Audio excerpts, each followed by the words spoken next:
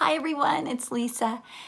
So I thought this time after Christmas I would share with you some of my thoughts about joy. I hadn't posted all during the Christmas season, and that's because, Christmas is kind of crazy and the rush of Christmas, and I had so many things to do. But it's after all of that, all the rush of Christmas, that I am struck by sadness. And this is something that happens to me every year. The day after Christmas, I feel this sadness, and I'm not sure why it happens. And over the years, I've just gone along with it. I've just let the sadness take over and just dealt with it.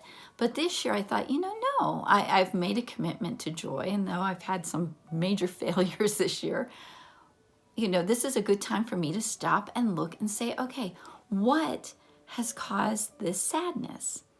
And one of the things that I've learned, and this might be something that you go through, so when I'm tired, I'm susceptible to those negative feelings and sadness, and just feeling overwhelmed sets in. Most of the years, I just let this tide of sadness take over.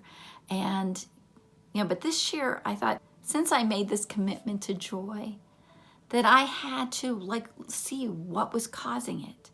And what I found when I really looked at myself was that when I'm tired, I'm more susceptible to negativity.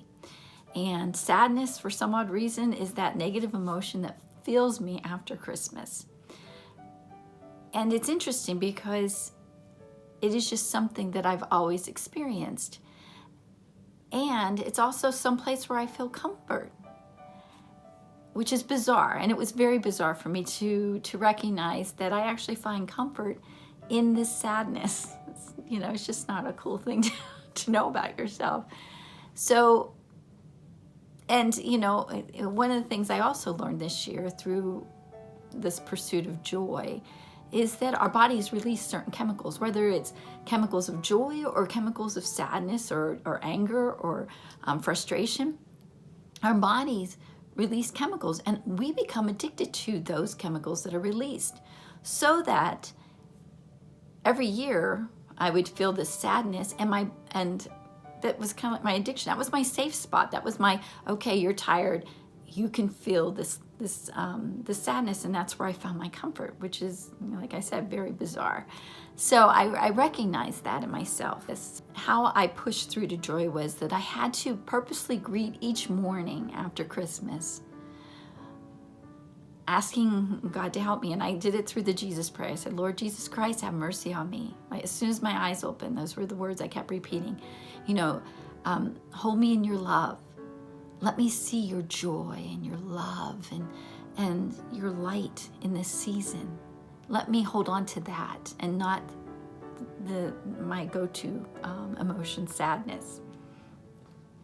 Bring love and joy into my heart. It is in making the choice to see joy all around me, to choose to experience joy, that I'm able to break that addiction to the sadness, and to actually find joy in the season, sitting quietly and letting that joy fill me. So I pray that this year, this holiday season, you can find joy, that you can sit back and kind of breathe and take in the joy of the season, and savor all the beauty that the season has to offer, and to rest your soul. And I also pray that this new year for you would be full of joy. Okay, guys, until next time, bye-bye.